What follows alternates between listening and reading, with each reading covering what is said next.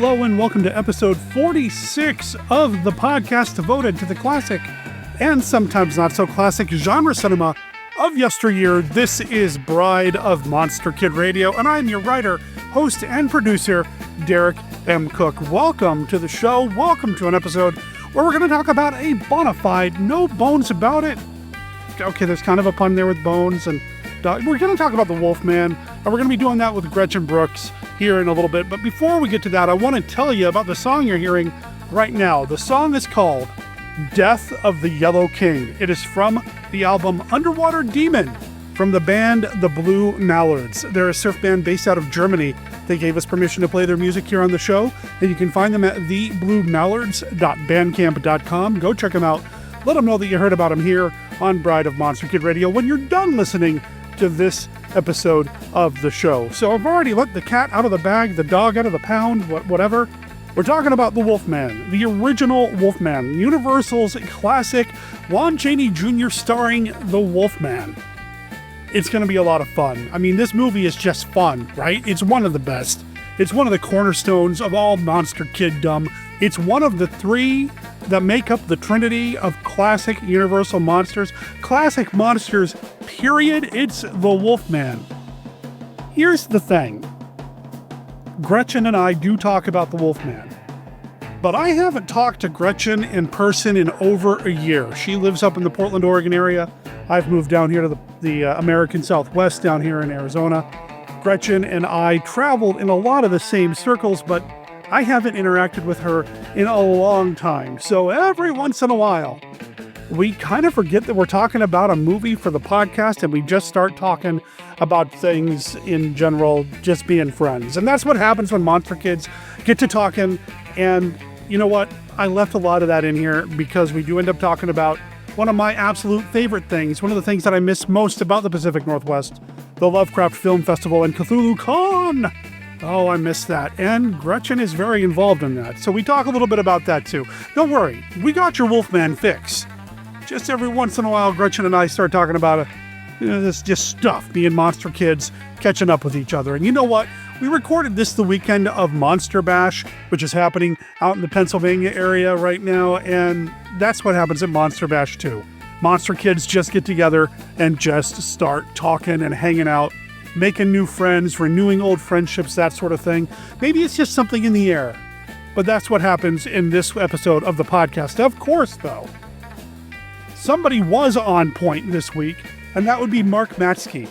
Mark has the next installment of his ongoing coverage of every single Ultraman episode with his beta capsule review. We are in the middle, or not really in the middle, we're still within the single digits of episodes of Ultraman Taro.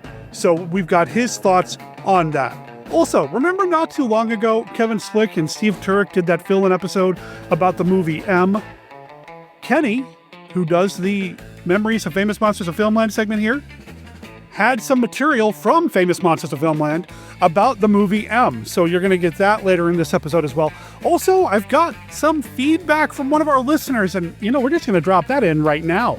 Hello, Bride of Monster Kid Radio. This is Marlo calling from South Texas to say hi, let you know that y'all have been absolutely crushing it in regards to the podcast, and I do look forward to new episodes whenever you get to it, but from me at least, there is absolutely zero pressure. I hope that Beth is doing better, and hope that y'all are doing better, and whenever you get to it, it's whenever you get to it. I'll be patient.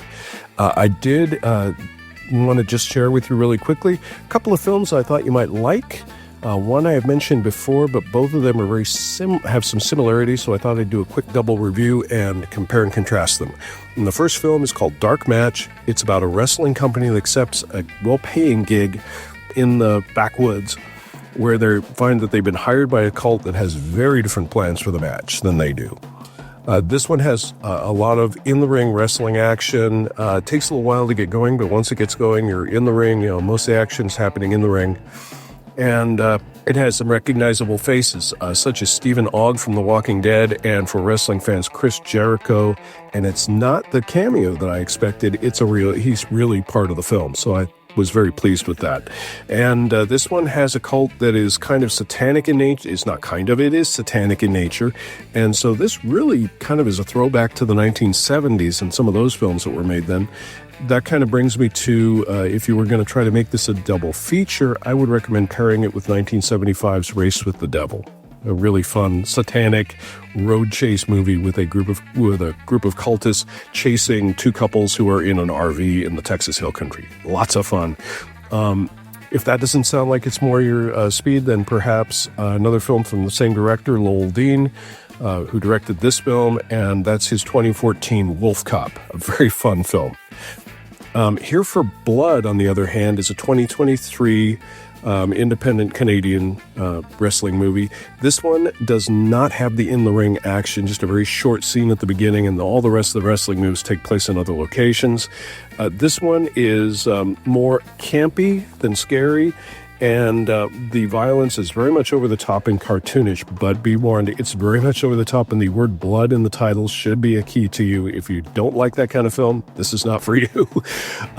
But this one is an aspiring wrestler who steps in as a babysitter when his girlfriend can't make it. The evening of pizza and video games is interrupted by a group of cultists who decide to do a home invasion on what they think is going to be a 21-year-old or so female college student. They get a rude surprise. And this one starts off quicker. After some character development, we're off to the races, and the movie does not slow down until the end. If you were going to try to pair this as a double feature, I would think perhaps 2019's Color Out of Space, since the cult is rather Cthulhu-like, or Lovecraftian, you might say, Color Out of Space, or 1994's In the Mouth of Madness from John Carpenter, or perhaps if you're a really big Cthulhu fan and Lovecraft fan, 2005's black and white, silent Call of Cthulhu might be fun. Anyway, that's all I got for now. This is Marlo signing off from South Texas. Y'all have a great day. Okay. Dude, you are hitting all the right notes for me, with the exception of one, and only because I have not seen Dark Match yet. It's on my to-watch list. I plan on watching it this month. But come on. Horror, pro wrestling, I'm all in, man. All in. I need to see this. And like I said, it's on my to-watch list for this month, because I'm trying to watch as many horror movies that I can this month, more than normal. I'm actually really behind on the amount of media that I consume, typically both books and movies, just because life has been very different this year compared to previous years, but I'm trying to make up for some lost time. Dark Match is on the list. I have seen There Will Be Blood. I thought it was a fun little movie. It had some camp to it. It's a horror comedy for sure, but it is bloody. As far as the wrestling action goes, the character's a wrestler, but he's not actually a wrestler like the performer. He's an actor, not a wrestler, so, didn't get a lot of real wrestling in-ring action stuff, but, he's a big dude, and it was a fun movie for sure. And you mentioned In the Mouth of Madness. Dude, this is one of my favorite John Carpenter movies. It's not my absolute favorite John Carpenter movie. That would be Prince of Darkness, which is actually going to be playing at Scottsdale's Roadhouse Theater later this month. I am so there. I am excited to share this movie with Beth. It's happening on Wednesday, October 22nd at 8 p.m. As of right now, there are still tickets available. This is not sponsored at all, but I would love to see you there if you're going to be in the area. RoadhouseCinemas.com is where you can find out about it. It's at the Scottsdale location. It's going to be a little bit of a drive for us because we're like on the absolute opposite side of Phoenix that Scottsdale is, down here in Chandler. But man, I can't wait for that. That's going to be a lot of fun as well. And you mentioned the Call of Cthulhu, the silent film done by the H.P. Lovecraft Historical Society. I'm actually playing that trailer for the film, that is, not the movie itself because I don't have the rights to it, but I am playing the trailer for the film in the 9-hour loop that I'm running over on our Twitch channel right now, twitch.tv/MonsterKidRadio. We're showing a bunch of movies over there right now, including Grave of the Vampire, and a bunch of others that I can't remember off the top of my head. But there are a bunch of movies playing right now for free, and because it's on Twitch, you can chat it up with your fellow viewers, and I'm going to be running that for about a week, and then we'll change it up to some more Halloween spooky movies over on the Twitch stream, so go check that out. Marlo, thank you for writing in. I really appreciate it. And, I appreciate yours and everybody else's patience and grace with us when we had to take a breather, basically, a couple weeks ago. We're kind of back on track now. We are still running around and doing a bunch of appointments and such, but things seem to be going in the right direction. Fingers and tentacles crossed. If you want to write in or send in a message like Marlo did, you can email me an audio file like he did at monsterkidradio@gmail.com, or you can just send an old-fashioned email as well, or you can call and leave us a voicemail on our voicemail line, which is 360-524-2484. Keep in mind that voicemail line has a hard 3-minute limit. If you have more than 3 minutes worth of stuff to say, well, call back, and then I'll just stitch the voicemails together. Okay, you know what? I've had the band playing for a little while, so I'm going to let the Blue Mallards take a break. We're going to get on to the rest of the episode with Mark Matsky's Beta Capsule review, Kenny's report about M in Famous Monsters of Filmland, and then Gretchen and I are going to talk about the Wolfman right after this.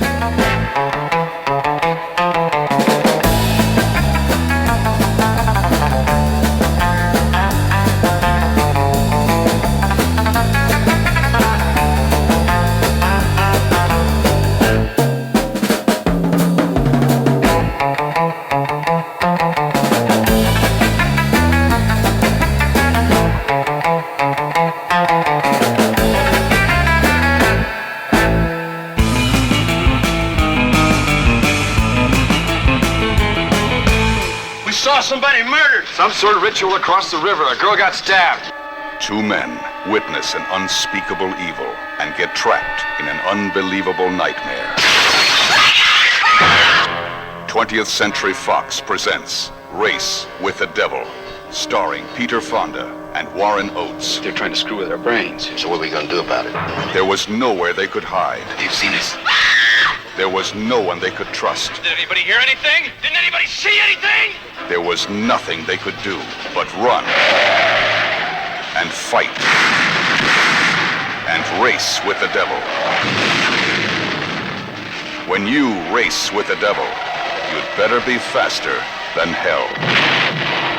Peter Fonda and Warren Oates in Race with the Devil. Rated PG. Parental guidance suggested.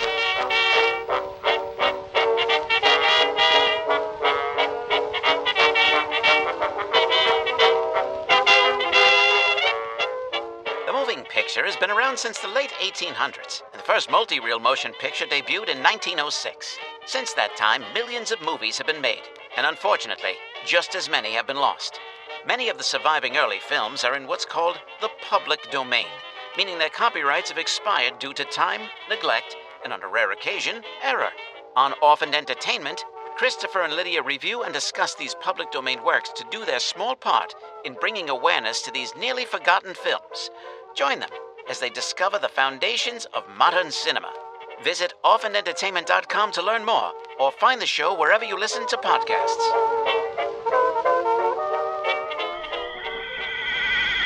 Live from the Land of Light in Nebula M78, home of the mighty Ultra Heroes, it's Monster Kid Radio's Beta Capsule Review.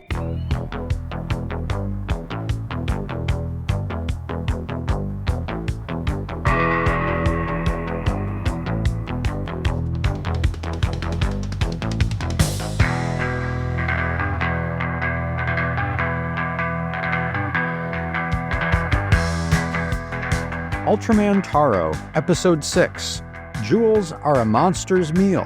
Original air date April 7th, 1973. A large slug invades the Shiratori home, evidently seeking out a jewelry set that Kotaro has given Saori for her birthday. Its ability to spray a corrosive mist spells doom for Pochi, the dog, who is wearing one of the pendants. ZAT investigates the scene, retrieving objects for analysis, leaving Kotaro to watch over Saori. The slug reappears, but when Kotaro shoots it with his laser pistol, it grows to enormous size. It appears the giant slug is a creature named Jirenma, a living Egyptian legend in pursuit of the jewels given to Saori. Hit by flying debris, Kotaro transforms into Taro, but when the Ultra Brother takes a blast of acid mist to the face, he's going to need a helping hand to continue the fight. Episode 6 has the unenviable task of coming on the heels of an epic two-parter, but it does a fine job of telling a self-contained story and focusing on key human relationships. It helps that Jirenma, the colossal slug, looks great on screen, with a surprisingly detailed costume and a consequential acidic spray, making it a dynamic opponent for Taro. Jewels Are a Monster's Meal is far from flawless. While mostly excellent, a few special effects shots come across as painfully artificial. The explanation for the monster's actions is pretty thin, and some problematic violence mars the budding romance between lead characters. Even with those difficulties, the 6th installment of Ultraman Taro continues to develop a slightly wacky and watchable world that's undeniably fun. For Bride of Monster Kid Radio's Beta Capsule Review, this is Mark Matsky reporting.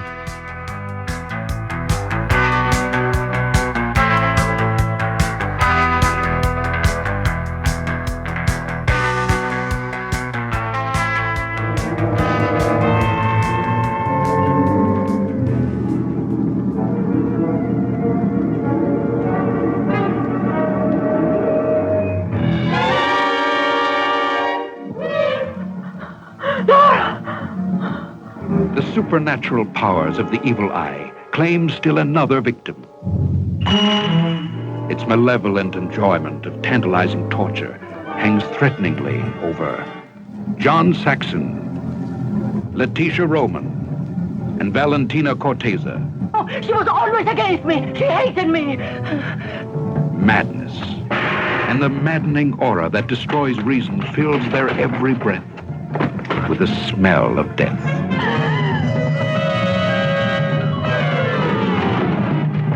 Miss Drawson, have you ever seen a murder before? No, I've never seen anything like that. Never. Oh, stop playing games, will you, Landini? I don't know what you're trying to do, but I know that you're involved in this. Perhaps Nora has seen the killer. But how do we know that he hasn't seen her? The evil eye, like relentless tides, reaches out for them. And they defiantly hold ecstasy and horror in their arms and touch lips with terror, while the evil eye watches their every kiss and invades their subconscious.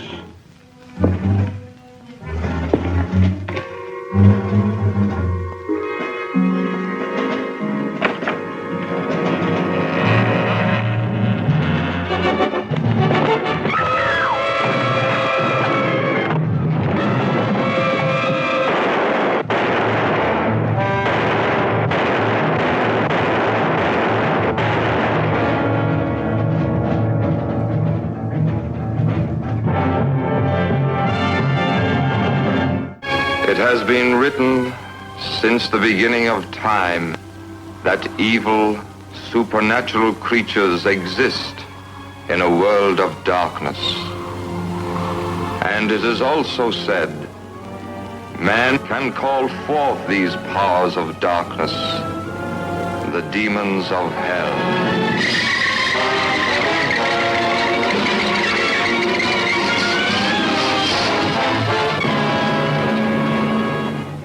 It is the night of the demon. And tonight is the night that Dana Andrews, as a daring scientist, defies the mysterious, murderous devil cult in a desperate battle against the demons of hell. Oh, why did you drop the poker? Red hot. Which isn't, you know. Oh, my boy, you're as pale as death. There was something in here. He has been chosen. I've been chosen for what? What do you mean? Today I found all the pages of my desk calendar torn out after October the 22nd. I know why. He died on the 22nd. John, what's the matter? The same thing happened to my desk calendar after the 28th. the frightened girl, the master of witchcraft. You will die, as I said, at 10 o'clock on the 28th of this month. Your time allowed is just 3 days from now. Skeptical? Don't make up your mind till you see this masterpiece of macabre magic. Because, after all, evil supernatural creatures really do exist.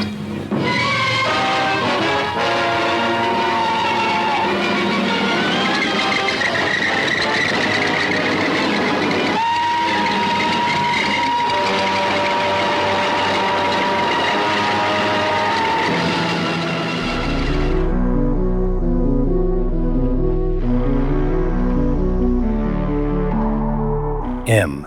It was never featured in FM, but I did find the obituary for its director in FM 132 from March of 1977. Let's take a look at it. His dragon hissed, and the organ roared, and the silent theater filled with the sound of thunder, and my pounding heart. For I was all of 8, and this was my first encounter with Siegfried, and the great Austrian director of fantastic film classics, Fritz Lang. Mad scientist Rotwang flung his black glove hand dramatically into the air, and the fairest form ever conceived in metal, Ultima Futura Automaton, gracefully rose in his wizard's laboratory and approached the master of Metropolis, population 60 million, the greatest city on earth in the 21st century. I was 10, and Fritz Lang had done it again, enthralled me with a wonderwork that will work its wonders for generations to come. 1929, and Fritz Lang took the world to the moon to meet his woman in the moon, 20 years ahead of George Powell and 40 years ahead of Neil Armstrong. 1933, and his discovery, the Lord High Minister of all that was sinister, the mad lover, the mad killer, Peter Lorre, staggered screen-goers with his petrifying portrayal of evil in M. I befriended him through the mail originally in 1931, and when he came to Hollywood, he had a dream of making a kind of sound metropolis. A prominent woman scripter of the day prepared a screenplay called Tomorrow. I told Lang I wanted to be present from the time the first prop was built to the last shot was in the can. I wanted to watch it all happen, see the daily rushes, the outtakes, the rough cut to the director's cut, to be present at the first preview. If you're that crazy, he said, you can live on the set. He alternated between thinking of me as a fiendish devil sent to plague him and a clumsy angel meaning well by him. He wearied of my insatiable appetite for more and ever more information about Metropolis. At last he gave me the key to the city and told a film audience in Rio de Janeiro who wanted to hear from him about the film, Forey Ackerman knows more about my picture than I do. When Prince Sirki took Fritz Lang's leukemia-weakened body from us, the great director had already been blind for some time. For as long as he was able, he had faithfully followed Dark Shadows on TV, and he and I had sat in the front row together on opening day of Rosemary's Baby, a film he thoroughly enjoyed. As far as I know, the last film he had on his mind to make was a remake of that perennial favorite, probably the most remade fantasy film of all time, Dr. Jekyll and Mr. Hyde.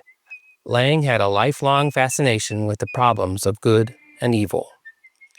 He left behind a complete set of Ellery Queen's Mystery Magazine, near-mint copies of H.P. Lovecraft's collector's items, The Outsider and Beyond the Wall of Sleep, and a not inconsiderable library of science fiction books. Some people were shocked to learn that there were only 12 persons present at Lang's funeral. It was not that he was a forgotten man. Far from it. In fact, there was no funeral per se. His mortal remains were simply privately lowered into the earth in a floral-wreathed casket. No words, no ceremony. He wanted it that way. Wanted just to quietly fade away. His unique brain and energetic body are gone, but his powerful personality, rooted in realism, yet simpatico to fantasy, will live on in his brain children, and posterity will be richer for the rare celluloid entertainments and insights left humanity in the corpus of Fritz Lang's filmic legacy.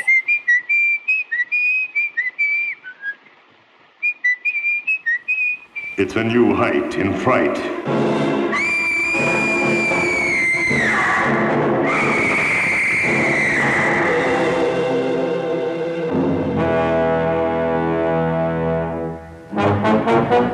Doctor, what have animals to do with this?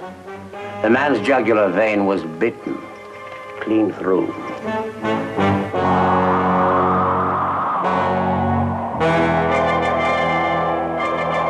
Never before such diabolic evil as the skull. I found in the morning that the skull had been removed. Who removed it? Those who use its power. Invisible beings, spirits from a strange, evil world. The moving skull spreads its shrieking terror everywhere.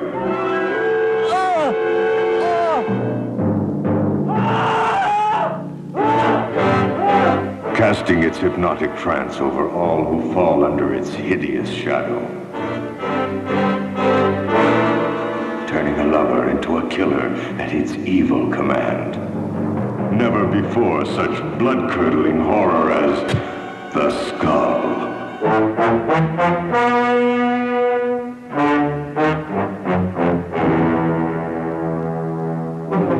Get out of my way.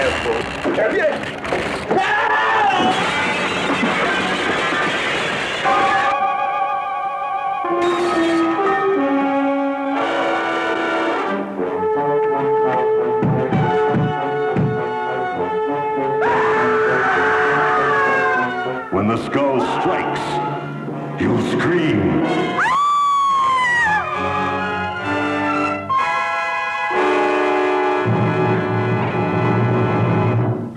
Life has many strange secrets. And none is stranger than the curse of the blood ghouls.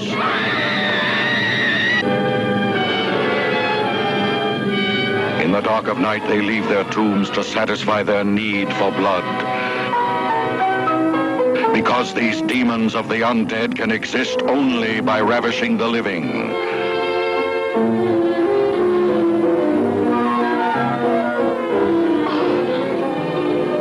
Let me go.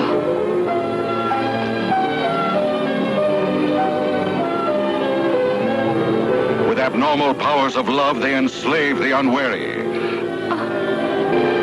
Don't let her Leaving on them the horrible telltale fang mark of the vampire.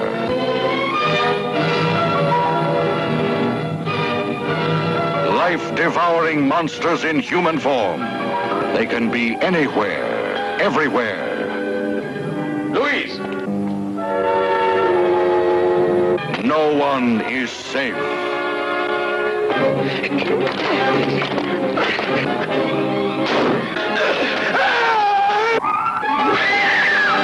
Only by destroying them will a town gone wild with terror and fear be free of the curse of the blood ghouls.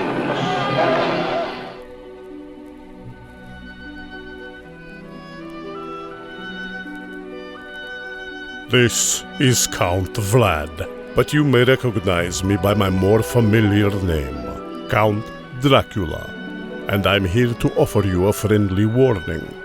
Derek and his guests often get excited, and occasionally this results in revealing key plot points of the movies they're discussing.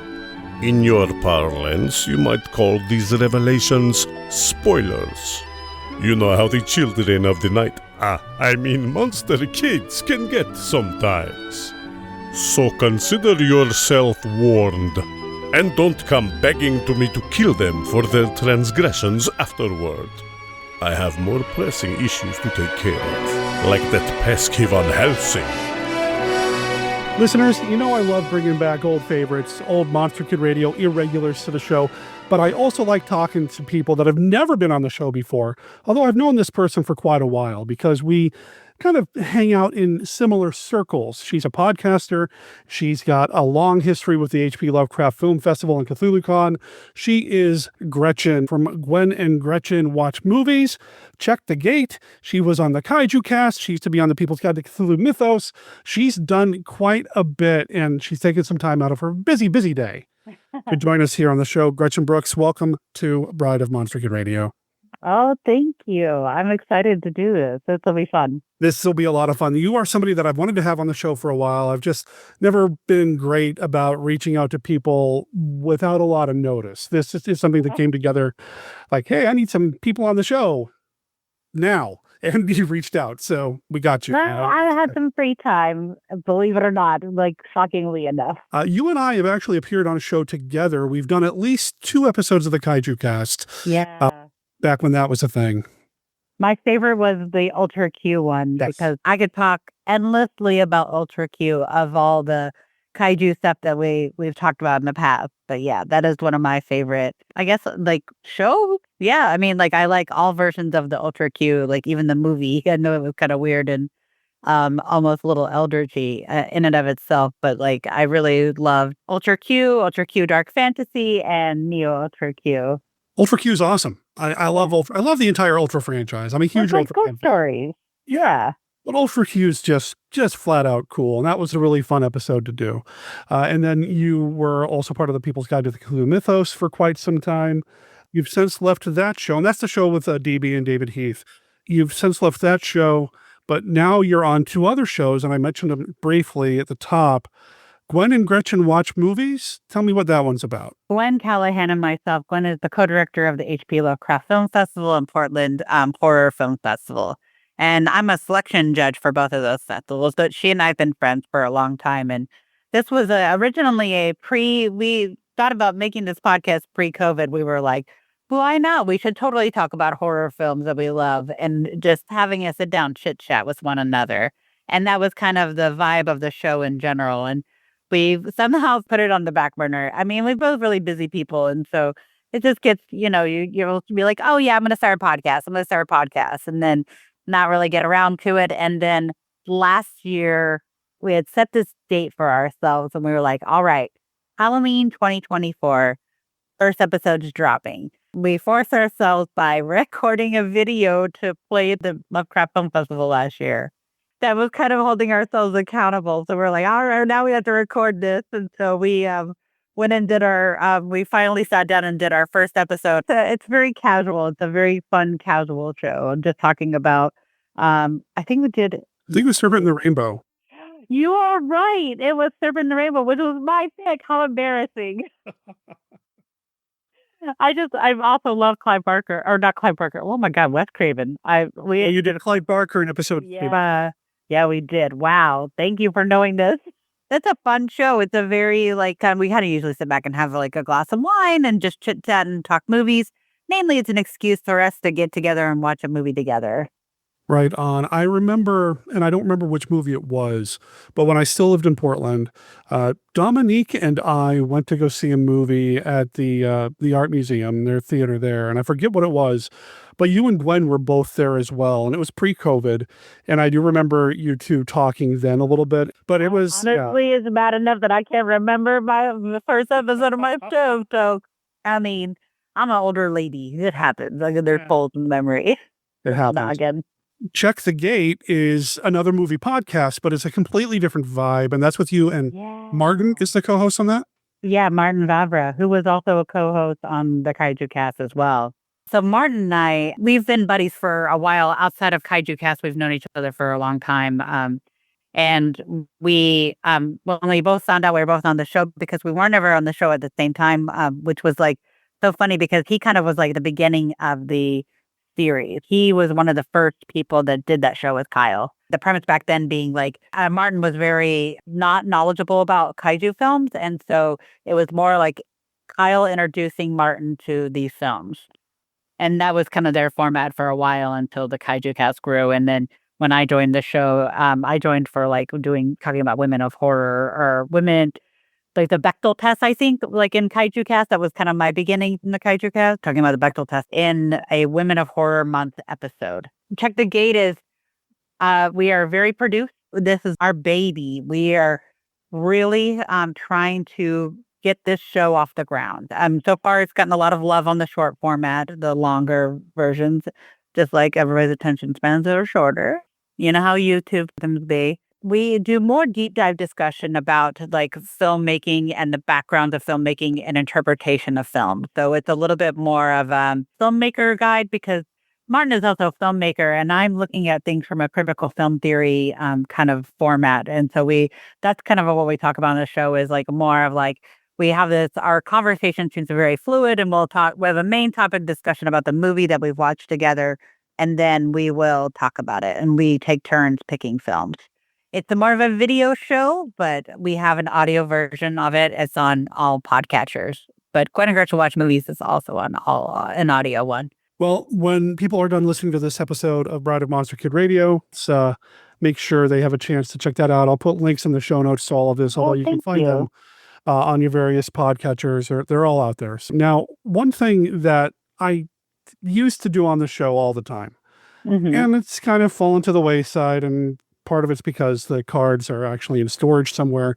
We have a game that we play or have played on the podcast called the Classic Five. The Classic Five. I have a virtual deck of cards here in front of me. Over 100 questions that have to do with classic monster movies. They're yes or no icebreaker style questions. Would you feel comfortable playing around the classic? We'll give it a try. I'm gonna be like, you are the monster kid. I am I don't know. I am like something. Well, there are no wrong answers. There are no wrong answers. It's just a way to get monster kids talking about their favorite topic, monster movies. Yeah. All right. I'm going to start with a question from the Kaiju deck because, I mean, that's how you and I started podcasting a few times together. It was on the Kaiju cast. So, question number 1. Which actor who never appeared, or actress, who never appeared in a Kaiju film would you want to see in a Kaiju film? I would love to see Mads Mikkelsen in the Kaiju film. Mads Mikkelsen in a Kaiju film would be fun. Oh, serious. He's so serious. And so, like, I'm trying to imagine, like, I mean, he would have made a really interesting, like, Sarazawa or something like that. Like he would have been a really interesting, like, Dr. Sarazawa. Yeah. But also, like, maybe a new character. I could see him being a very, like, either an eco-terrorist or something of that nature. Because I don't know, do you ever read the novelization of the legendary Godzilla film? Not many people have. Not a great book. However, the only thing that I thought was interesting about it was that they changed the kind of the dynamic. Their characters were like eco-terrorists, and I felt it was interesting. Yeah. Okay. All right, Mads. Okay. I've never had anybody say that one before. I love it. I like it. All right. Well, question number 2. Alfred Hitchcock or William Castle? Alfred Hitchcock. Hitchcock? Yeah. Do you have a favorite Hitchcock film? Rear Window. That's should be one. Yeah. That was so good. It's one of my favorites as well. That one, and I really like Rope. Rope. Oh, yeah. Really like. I mean, I also like the low-hanging fruit, too, Psycho and, Oh, yeah. That's like some masterful filmmaking, and The Birds is one of also personal favorite. Yeah. Good stuff. All right, question number 3. What is your favorite Ed Wood film? I only know one Ed Wood film, Glenn or Glinda. You've never seen Plan 9 from Outer Space? I've only seen the Tim Burton version. I'm sorry. Oh, okay. Well, Glenn or Glinda. Terrible. I mean, it's got Lugosi, so, Yeah. That's something. So bad, I'm terrible. No, not at all. Not at all. All right. Who would really win in a fight? And maybe this is kind of stacking the deck considering what we're talking about today. Yeah. Who would really win in a fight? Dracula or the Wolfman? Well, I got to go with my man, the Wolfman. Yeah. Yeah. He may not be immortal, but I feel like he has some strength in him that he maybe can rip Dracula's head off or something.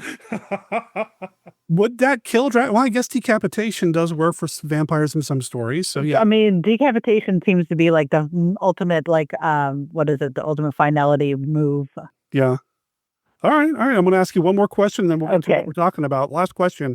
If you had to colorize one Universal monster movie, which one would it be?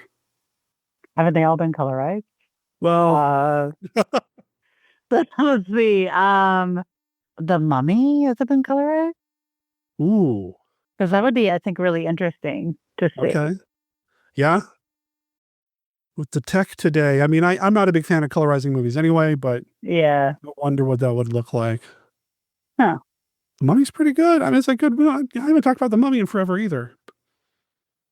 But I know I haven't talked about The Wolfman in a very, very long time, at least a decade here on the show. Oh, nice. Which, it's a classic. It's one of the big three. Obviously you got Dracula, Frankenstein, The Wolfman. If you had to have a trinity of monsters, I mean, that's it, right? And The Wolfman is definitely a classic. When you reached out to me and said you were down to do this, and I asked you about topics or whatever, you jumped at The Wolfman. But what's the fandom, the history with you and The Wolfman? Oh my gosh. I've only recently admitted this publicly that I'm like, because I felt like the whole Twilight thing, I got really irritated with the idea of the sexy wolf man. But like I have always loved the idea of the wolf man more than like, I mean, I would say I've watched most wolf movies in general. I love werewolf movies. And so I've only recently admitted this in public, but I have a big soft spot for them. I think it's because, I mean, there are many aspects to it. One of them being like the coding that we can put onto it with the having a duality of personality, the hidden self, those societal aspects I think have always appealed to me. For me personally, like I grew up queer. And so like with that, it was, I think my hidden self was something I was kind of suppressed and like that, the idea of like self-suppression to adhere to a norm, I think was something that also was like very prevalent in that kind of, I picked up on that very young. And so I think that's why I kind of always fell in love with the idea of like werewolves in general. But then the Wolfman is just such a classic, like so good. I mean, so funny. I mean, it had these funny moments. I was rewatching it too because I was like, well, when I talk about it, I have to rewatch it, and I've forgotten how aggressive Lon Chaney's character was in this movie. Before or after he gets bit by the wolf? Because He was very like, ma'am, I have psychic powers. Your earrings are on your nightstand. And she's like, how do you know that? He's like, I can't resist blue eyes or something. I'm just like, it was so absurd that I was like, how dare you, sir? Well, so pussy. I'll see you tonight. No. I will see you tonight. No. What? I'll pick you up at 8:00. No, you won't. Okay, see you later. No, you won't. And then her shows up anyway. Oh my gosh. Yeah. And that's actually something that comes up every time we talk about the Wolfman here on the show. It's weird because we want to love this movie and we can't help but root for Lon Chaney's character. I mean, he's Larry Talbot. He's a tragic character and we want the best for him. We want him to find a cure. But our introduction to him, it's a little off-putting, I feel like. He's not a very like likable guy. I mean, you feel bad for him in the tragedy of becoming cursed, but I just don't think he's a super likable person. I get that he's trying to be very suave, but it feels so like, so forced. I don't know if it's just because maybe Lon Chaney's like mannerisms himself. I don't know much about the actor, quite honestly, but his mannerisms are just so like dogged, or I guess he's supposed to be kind of wolfish. Maybe that was the brilliance of that, right? Just there's something about him that, I mean, it's creepy, right? He's scoping on somebody through a telescope and just, I mean, it's not quite Peeping Tom, but kind of is. It is. Remember he told her not to shut her curtains? I was like, my goodness. It's like, dude, wow. what are you doing here, man? We want to root for you, but yeah, she told you no repeatedly, man. And he still showed up.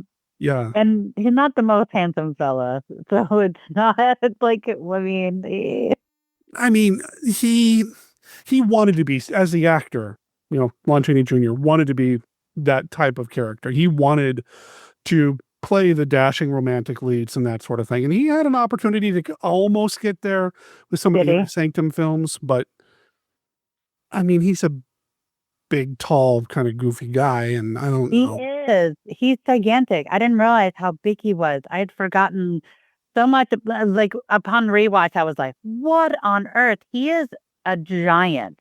Yeah. But you are sure also a giant. I mean, I'm only 5'2", so giant to me. Let me be real. Yeah, I'm a big guy. Yeah, Whenever big Howard, but I don't. I always look up. Yeah, I don't have the charisma that Janie has, but one argument that usually comes up is that even though she says no repeatedly, she still goes out with him. She still says non-verbally says yes to going out with him It's because 1941. Of course she's going to do that. yeah, so I don't know. I struggle a little bit with the whole dynamic and I should tell you I'm engaged, but you're with me right now. Like, come on, dude. What are you doing? She told you no so many times. So many Does not times. have enough self-love to be like, no, really, leave. Yeah. But you're right, it is the 40s, right? So Yes. the expectations, at least in our pop culture, are a little different than they are now. I suppose it's easy to wave our hands and say it's of the time, but Yeah, is it? I mean, that doesn't necessarily make it right. It's just this weird spot for me. I would agree. But I do love the movie.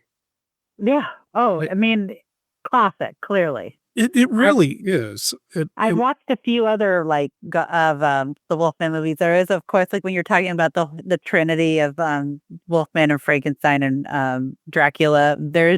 I just recently also rewatched, but not even because I was going into show, but like I watched Frankenstein meets the Wolfman. Yeah. Wow. Well, that's the next time we see him, and the start of the cinematic universe. Is it really? So before those films, I mean, because Frankenstein meets the Wolfman leads into House of Dracula or House of Frankenstein, the House of Dracula, which has all three of them in it. And then Abbott and Costello meets Frankenstein also. I love that movie. Which is the best, which is one of the best. So good. So good. And like Lon Chaney's he's so good in that one. I feel like he really had down this character by the time we get to the Abbott and Costello stuff because there was that scene where they're talking to him on the phone and he's just like, like he's so acting. He has thrown himself into this character. I love that silly movie. I have it on Blu-ray because I was like, I rewatch it every like Halloween season. As a matter of fact, I think I may be watching that after this show today. Oh, it's such a great Halloween movie too. It's fun. It's got its scares, but it's got its laughs. And Abbott and Costello, the boys are on point, and just the way they interact, especially with Lon Chaney, with Larry Talbot. At night, I turn into a wolf. And 1,000 other guys. Just it's one-liners are perfect. So This good. year's so anything. And that's the good dinger. right. And I know that a lot has been said about like Bela Lugosi not having a sense of humor, playing things straight and that sort of thing. But Chaney is like the ultimate straight man in that film. He's the straight man. And I know, Costello sometimes isn't, but or the other one, I get them mixed up sometimes. But anyway, yeah, it's so great. But it does all stem from the tragedy of Lawrence Talbot, Larry Talbot, that we get in The Wolfman, which really solidified a lot of what we consider Wolfman or werewolf lore. Because all this stuff about like the poem, Even a Man Who's Pure at Heart, that was made up for the film and actually made up for the previous film, Werewolf of London, which is their Universal's first werewolf movie. Oh. Which came out with Henry Hull as the Wolfman in that one. And it's not quite the same. Like the rules aren't exactly the same. More is made of wolfsbane in that one. But when this one comes along, this one pretty much sets the mold that a lot of werewolf movies and stories would follow for years. So I love that Dracula is based on folklore. I mean, he's based on a play and then which was based on a novel, which is based on folklore and all that. The Frankenstein monster came from the Mary Shelley original and all that. But the Wolfman, that was made by America and Hollywood. It's kind of like our monster, and I love that. Go ahead. Some folklore, right? There is some of that too, but like lycanthropy and all that. Yeah, the lycanthropy, the idea of there being, shape shifting and all that happening, sure, it comes from folklore, but the solidifying it into some sort of rule set for storytelling for movies. I love that it comes from Kurt Siodmak, the guy who wrote it. Oh yeah. And I love that too. And of course, it's played by a big, healthy looking American who is apparently related to a bunch of Welsh people in the movie.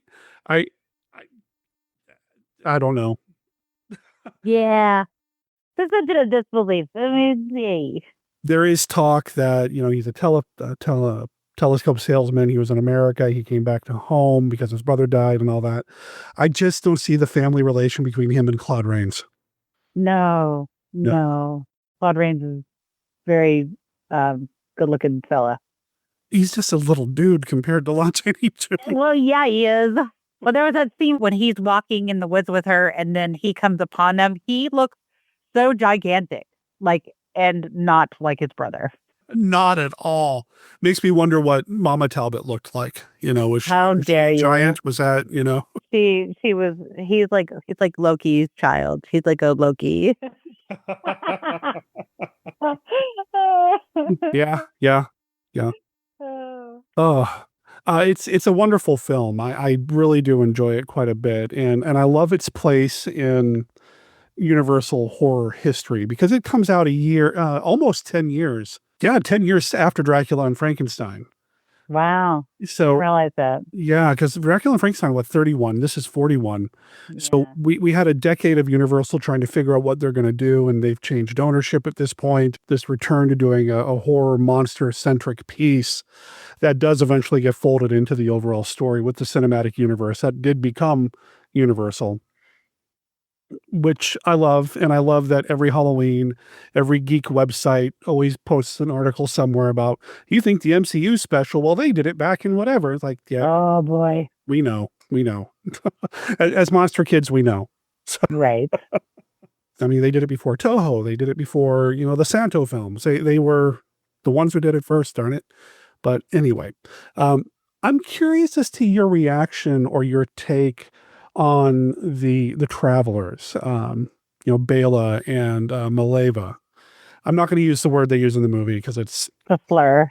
Yeah, it's a slur at this point. But I'm curious to see your take on them and their portrayal. Well, so here's the thing. Bela Lugosi could easily, the travelers usually are from Eastern European descent. I mean, I don't know Lugosi's specifics. I know that he's he's Eastern European.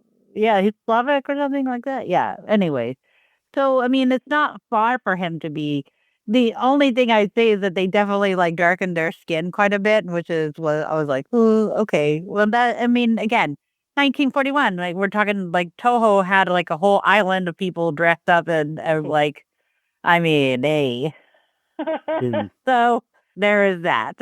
I do see it as definitely, this is for a time, I'm not going to be apologetic for it, but it is definitely a product of its time, and people still thinking that travelers traveled around in these little wagons that are mystics and fortune tellers and things like that. It's not reprehensible, but it is definitely a product of its time, and don't need to be addressed always. Anytime we look back at these kind of films, we need to remember this is with the eyes of this era. These are familiar waters for you and I. Yeah. Our connection to Lovecraft. Yeah. And Lovecraft was a problematic human being. He had some beliefs that that would cause me not to really like him if I met him in person. Oh yeah, definitely. He had some issues, and my favorite author, Robert E. Howard, had some issues and some thoughts that were not. I don't know if enlightened's the right word. I'm not going to say woke because that's a loaded word now, but it's just very different. Yeah. And I feel like those are familiar waters that we swim in quite a bit because of the Lovecraft thing for sure. And I think when we watch a movie like this and we're confronted with a slur being used to describe an entire group of people, or the way Talbot treats Gwen Conliffe, or any of these things that are present in these movies, to not at least acknowledge them kind of does a disservice to those who had to live through it. Mm-hmm. So I think it's important to bring it up, but not necessarily to condemn the material just because of it. I'd agree 100%. If that makes sense. Yeah. It's the separation the art of the artist, scenario as well. There are times where you can look past the art unless the art itself is problematic or using terminology that is not okay. But beyond that, I think that we need to. But we're also Gen Xers, so we need to also remember check ourselves at times. Yeah, I mean, and there are things that I say that I probably shouldn't, and Same. And I try not to put that on the podcast because I don't want any proof. And Right. I don't say them or anywhere I can be recorded. No, I'm just kidding. I'm not to go too in-depthly into that, but yeah, I just think that that's one of the scenarios that's like like you said, acknowledging it for what it is and then moving on, because what we're looking at here is a guy that got bit by a wolf, a werewolf, Bela Lugosi's heard of a werewolf, and he got bit him, and then he beat him with a cane. yes, Beat him with a silver wolf head cane. which is one of the coolest things ever. If Talk about a cool prop. Oh man, I keep telling myself if I ever get to the point where I need to have a cane, it's either that or a replica of Barnabas's cane from Dark Shadows that I want. Oh yeah. I can't decide. Brian Callahan will probably beat you to that first. He's a big Dark Shadows fan. I wouldn't be friends with him if he wasn't. Right. I mean, it's like Dark Shadows. Come on. I'm not super familiar with Dark Shadows. I've watched a little bit. I know. I'm like, my monster history is more focused on, I guess I have gaps. What can I say? I still have gaps. Outside of the kaiju films, I'm still missing a lot of Japanese horror. A lot. Oh, wow. I'm going to be writing a book about it. Nice. That's fantastic. That's my current project right now. It's a little on the back burner for the film festivals, but I am working on writing a tokusatsu horror book, a reference book. So that very niche crowd of us, two people, I will have a copy and you could buy one. Like, we'll see. I'll probably end up giving them all away. Why can't we fall in love with a topic that like everybody would want to support? Right. You know? I'm going to produce a podcast for over 13 years about movies that, haven't been out in right. that came out in the 60s and earlier than that. That's got a big crowd, right? Yeah. My hipster, you call it hipstery, I call it nerdery, whatever. I'm a nerd. Yeah. What can I say? I own it. I own it. Yeah, but that's what I'm currently working on. So that'll be something that is hopefully out by the end of next year. We'll see. I have never written a book before, and I'm not I'm not a writer, but I am really good at talking at times. If only you knew people, a lot of people. I do write a lot. I'm not talking about myself, but I know the circles we travel in. Yeah. Just saying. Well, here's the thing is like, because it's a reference book, basically I'm just doing I'm going to do quick breakdowns about each film from my perspective, and then have like referencing. Right now, my biggest hurdle is getting Toho to understand that I would like to use their images for fair right use for reference book. Ooh. So that is like my big hurdle. Everybody else has been on board. Toei has been great. It's just a matter of like getting those kind of hurdles over right now. Every time they hit me with not cease and desist, but like we'll get back to you letter. So I'm trying to grease those wheels. If anybody is in the Toho circles, please contact me. We know somebody who lives in Japan. Can Kyle just go and knock on the door and be like, not quite like this department, I don't think. Well, that sounds awesome. Yeah, thank you. Yeah, that's the current project outside of my other bajillion other things that are going on. Right on. I want to talk a little bit about the relationship between the performers with Lon Chaney Jr. and Evelyn Ankers, Larry and Gwen. This is the first time that we see them together. What did you think of their chemistry and their kind of back and forth? The chemistry I didn't think was much affected, honestly, but I also don't know their histories. So I think that I'm looking at it with naive eyes. And so it to me, think of like that whole like discomfort you have when somebody is like asked you out and you're like, that kind of energy. Hard for me I don't know how to describe it other than it just seemed there was some awkwardness. How about that? Okay. Well, you guys loved them together for whatever reason. They ended up working on several other movies together. They were in Son of Dracula together. They were in Weird Woman together. They did quite a few movies together. And from what I understand, it's always been reported that Evelyn did not like him. That okay. he was kind of a prankster, and he liked his drink. He had his demons, and it kind of led to his downfall later in life. So he was up a lot and playing pranks and jokes and that sort of thing. And she was the butt of a lot of jokes, and they just did not get along. And I don't know if that kind of crept into their performance here. I was keenly aware of it this time around watching it, but I've seen them in other movies together, and they seem to be sparkling with each other. So I don't know. Interesting. Like I said, it seemed like they felt like they were awkward, but a lot more than they felt like they were high chemistry. You know what I mean? I like her as an actress quite a bit. I mean, she was called Queen of the B movies, Queen of the Screamers at one point. She ended up doing a lot of these types of low budget movies and monster movies, as well as a number of other things as well. Eventually retired from acting and did what a lot of actresses did back then, which is become a mom and a wife, and that became their job. Oh, wow. And that's what she ended up doing. And if that's what she wanted to do, then great. All power to her. Good on her. Yeah. Yeah, good on her. She ended up marrying Richard Denning, who is one of the two male leads from Creature from the Black Lagoon. Oh. So she married him, and they were in Hawaii together. They kind of ended their days together in Hawaii, which I can think of worse places to end up, I suppose. No, that's pretty spectacular. That's Yeah. a good ending. Yeah, yeah. He ended up playing, I think, like the governor of Hawaii or the mayor of whatever in Hawaii Five-0. So he kept working. Wow. Yeah. See, I need to study up on my actors and their histories as far as like the films that they've I mean, I know like more modern things, but unfortunately, Sure. like back then they were seeing like there was a lot more of crossover. And the fact that she has one of those faces that is like just very universally pretty. I hate to, for lack of a better term, like No pun intended. very nice universal films.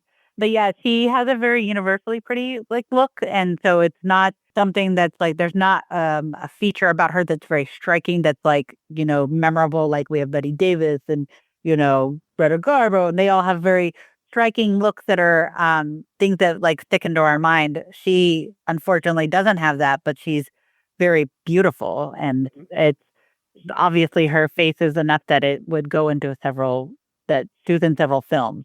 Yeah. I mean, I think that that's probably the appeal of her for these kind of films is that she is that just genuinely very pretty woman.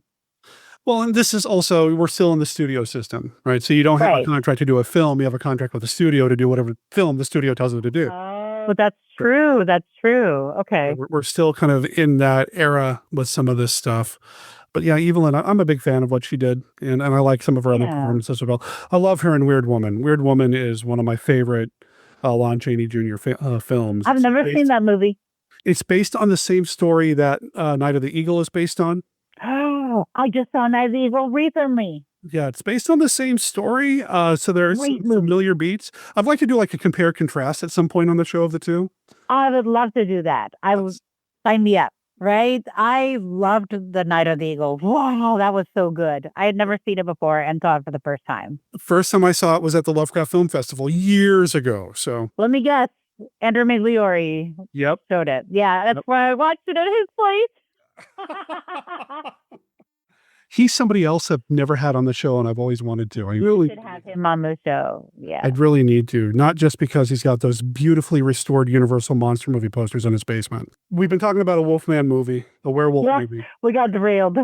and we haven't talked about what makes a werewolf movie, and that's usually the transformation from man to wolf. What did you think of the lap dissolve they did to make this happen? Well, this was freaking spectacular for its time. Yes. I think that it still holds up. It looks beautiful. It still continues to look beautiful. I love that kind of dissolve. It is gorgeous.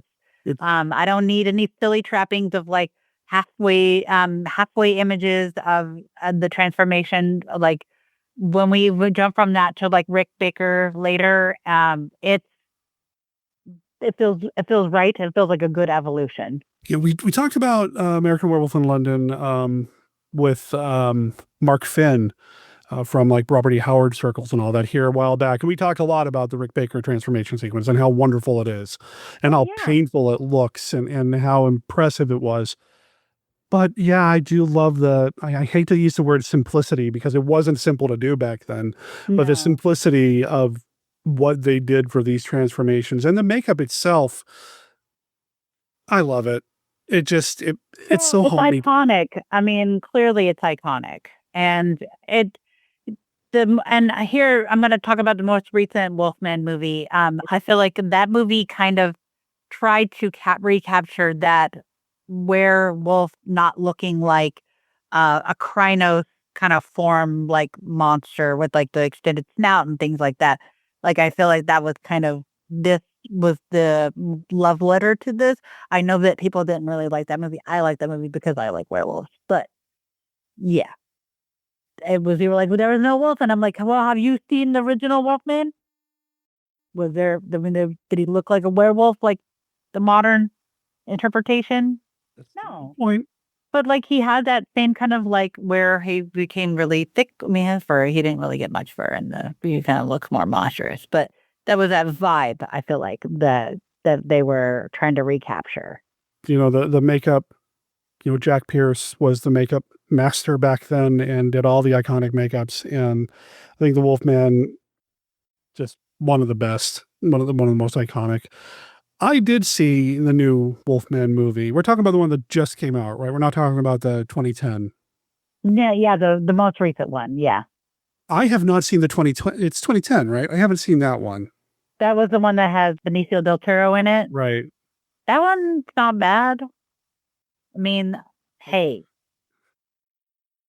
Wow, you're also talking to somebody who is like, like it takes a lot for me to be like, that is a terrible movie. I mean, but yeah. No, because like my co-host on the show, Check the Gate, says, it's a miracle that movies get made. Yes. So you need to remember that anytime you watch a film. Yeah, it takes a lot. I mean, as somebody who thought he'd be a filmmaker when he grew up, I get it. There's a reason why I didn't. Yeah, I mean, it's hard work. It's a lot of work. There's a lot of wheels that have to be, and lots of plates that have to be spinning for films to get made. And so we are only seeing a small percentage of that, honestly, of like screenwriting work to film kind of stuff. But that aside, the 2010 one wasn't terrible. It has its problems. I personally really like Benicio del Toro, so I didn't hate it. Jack Nicholson as the Wolfman was interesting. That was a good interpretation.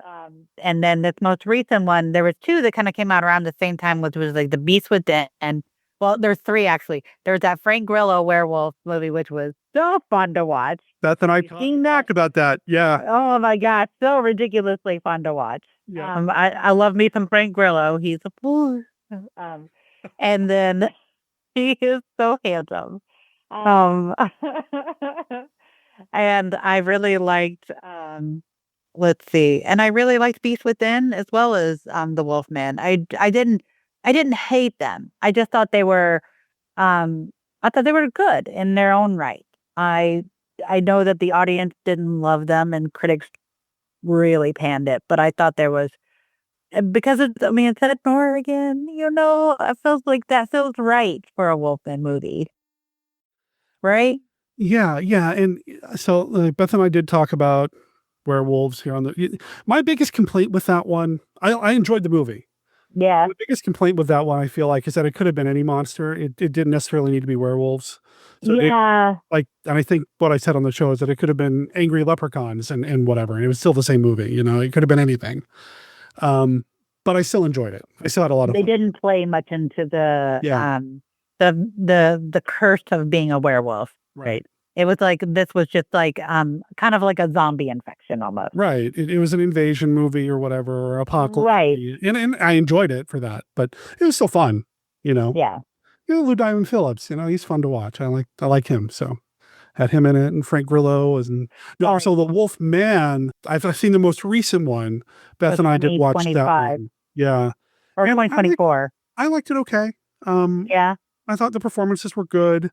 I liked that they were kind of almost tapping into some other folklore traditions with like the Native American kind of thing and all I that. agree.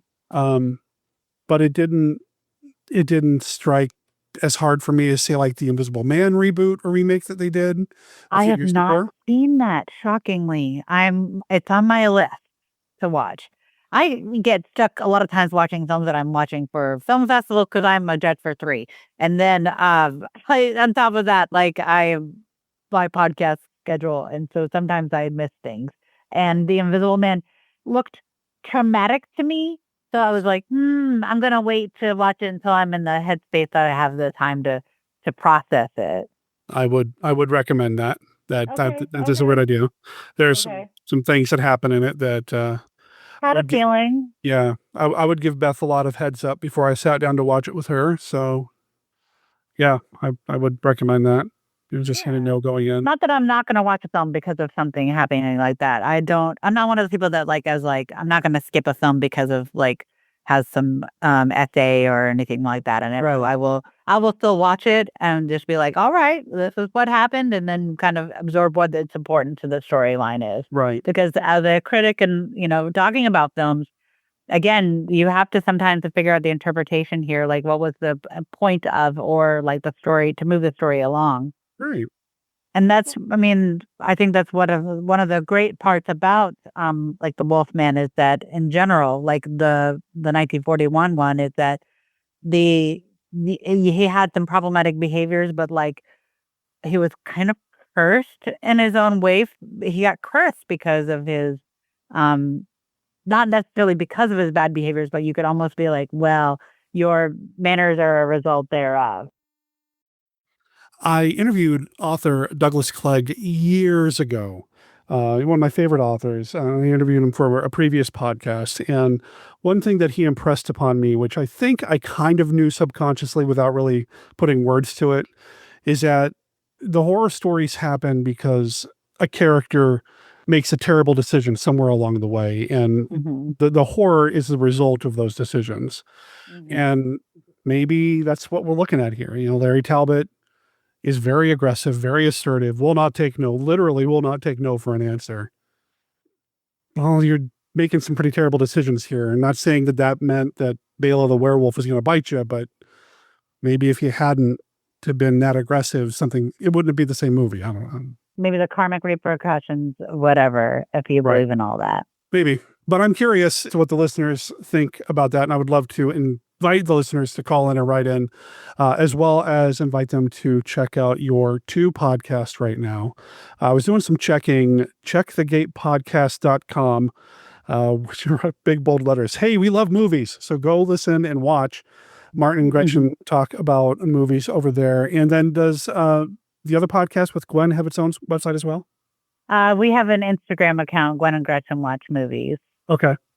Also, Check the Gate does also have an Instagram account. So those are the easiest ways to kind of interact with us. Well, we'll make sure there's links to that. Yeah. Yeah, I want to make sure people can check it out because Oh, thank you. you're one of the people that I miss. I know we didn't interact a lot just because you're so busy and I had other things going on. But living up in the Portland area, I got to meet and interact with a lot of amazing people. You're one of them. Oh, thanks, I, man. I wish it was easier for me to, that things kind of worked out a little differently and all that because we were always busy. But this has been awesome, and I appreciate you taking the time. Yeah. And I'm so jealous that you're still up there doing all the cool stuff that I can't do down here. Oh, man.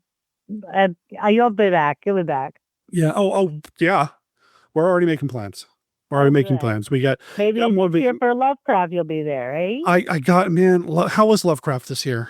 So I did a panel. I was very lucky. I curated the panel of filmmakers and writers and filmmakers that was about interpreting Lovecraft's work to the screen. I had Daniel Gildark, who did Cthulhu.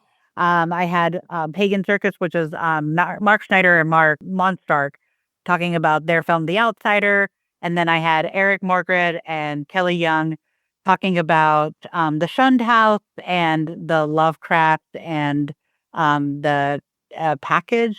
Yeah, so the having those guys up there talking about films was was a really, really fun discussion. And it was a very, like, I don't know how to put, like, it was just a very in-depth discussion about how to talk about obscure things and interpret obscure things to screen.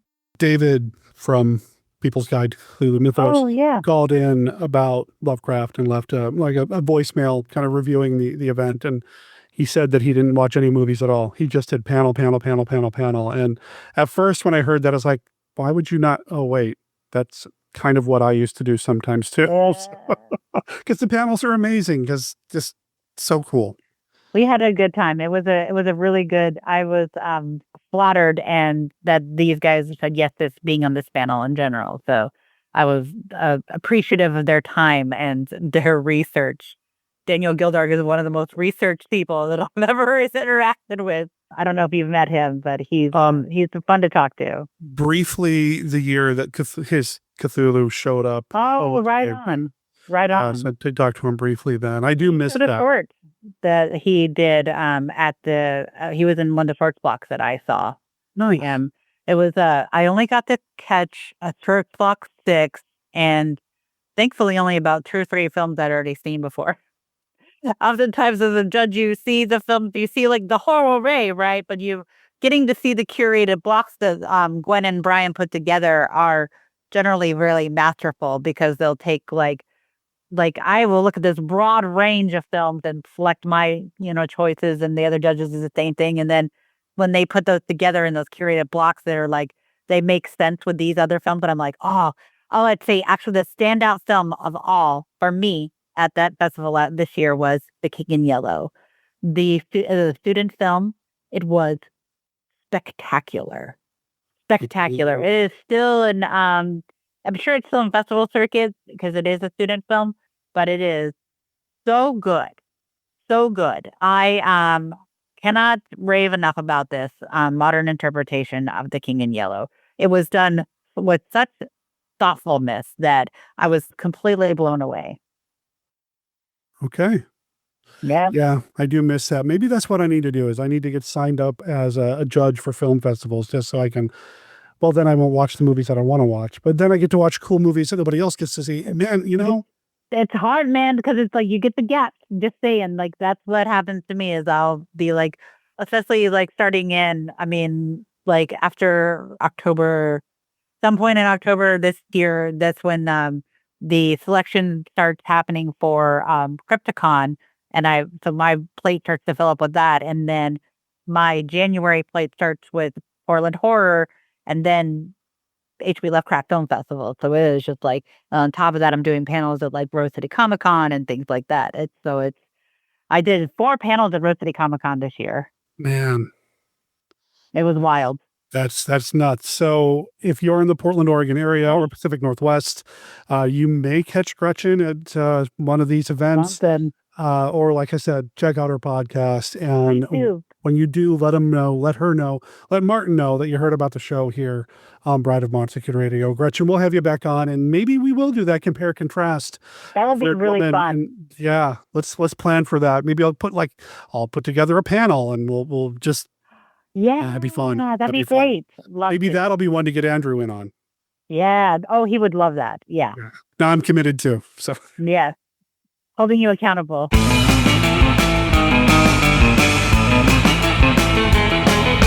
Gwen and Gretchen Watch Movies and Check the Gate are the 2 podcasts that you can find Gretchen on these days. So make sure you catch up with her and listen to what she's got going on with Gwen and or Martin, depending on which show you're listening to. Make sure you let them know you heard about them here on this show. There will be links in the show notes over at monsterkidradio.net. And I do want to let everybody know that even though Gretchen and I just kind of went off script and just started catching up like a couple of old friends, she was ready. I mean, she was prepared to really dive deep into the Wolfman. I'm sorry, I made all these notes about societal fears and anxieties of the 1940s and like fascism and. I mean, for next time.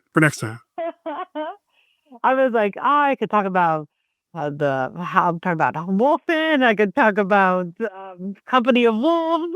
I haven't watched Wolfen in forever. Like I told her, next time. next time we have her on. And there will be a next time. The more I think about it, the more I'm really, really in love with the idea of doing a double feature discussion about the 1940s film Weird Woman and the 1960s film Night of the Eagle. These are both excellent movies. They do both come from the same source material, so it might be fun to go through and kind of compare how they adapt the material, that sort of thing. It's a great film. Both of them are great films. And the original story is Conjure Wife by Fritz Lieber. And I've never read it before. So by planning to do a double feature discussion about those movies will force me to sit down and finally read Conjure Wife. So talking about holding ourselves accountable to things, right? It'll be a fun time. So Gretchen, thanks for taking the time to do the episode of the podcast. I hope you enjoyed yourself, and yeah, we'll definitely have you back on in the future. I mentioned the show notes. Well, you can find those over at monsterkidradio.net. This is where you're going to find links to everything that we've talked about here on the show, links to Gretchen's podcast, links to how you can follow up with what Mark Matsky's got going on, our contact information, again, that's monsterkidradio@gmail.com, and our voicemail line, which is 360-524-2484, as well as links to most of our social media outlets. That's the word. Social media sites. How about that? Facebook, X. We're all over the place. You can find us on Instagram and Blue Sky as well. Just go over to monsterkidradio.net. That's where it's going to be. That's where things are. That's where the cool kids hang out when they're not listening to the show, or maybe even while they're listening. I don't know. I'm not the boss of you, but go check that out. Also, if you are a user of Amazon, if you're going to buy any spooky movies to keep you in the mood this October, please consider using the Monster Kid Radio Amazon affiliate link. It's right there on the website. You can't miss it. It looks like Frankenstein's monster with a big Amazon A in the middle of it. Every time you buy something on Amazon, after you click on this link, like follow that link to the Amazon site, it doesn't cost you anything extra. It just shaves a penny or two off the top of what Jeff Bezos gets and throws it into our coffers, and it helps to keep our show going. Speaking of helping to keep our show going, you can find us over on Patreon as well, patreon.com/monsterkidradio. Don't have a lot of extra benefits there right now or rewards other than knowing that you're helping to keep the show going. But Beth and I have been talking. We've got some things in the works. Also, when I post the show notes on Patreon here in a few days, that's where you're going to find out what the next episode of Bride of Monster Kid Radio will be. I will tell you this, Beth is going to be joining me, and we're not going to be alone. We've got a third person joining us to talk about a movie that is just quintessentially Halloween fun. But you got to follow us on patreon.com/monsterkidradio, even for free, to find out what that's going to be. Otherwise, just come back here in 7 days to check out the show. Bride of Monster Kid Radio is a Team Death production. All original content of Bride of Monster Kid Radio is licensed under a Creative Commons Attribution, Non-Commercial, No Derivatives 4.0 Unported license. You can learn more about Team Death, our other projects like Death Designs, Mail Order Zombie, the Team Death YouTube channel, and more at www.teamdeath.com. Remember, death is spelled D-E-T-H. All previous episodes of this podcast, as well as the original Monster Kid Radio podcast, are available at www.monsterkidradio.net. Please rate and review Bride of Monster Kid Radio wherever you download your favorite podcasts. Death of the Yellow King is copyright 2025, The Blue Mallards. You can find it on their album Underwater Demon. They're a surf band based out of Germany, and you can keep up with them over at thebluemallards.bandcamp.com. Check out their album. It's awesome. Every track on there is super cool. I had a hard time picking which one to play on this week's episode. Settled on Death of the Yellow King because of something Gretchen said in our conversation. But really, the entire album is awesome. Check them out. Let them know that you heard about them here on Bride of Monster Kid Radio. My name's Derek M. Cook. I will talk to everybody next week with Beth and another guest. Ciao.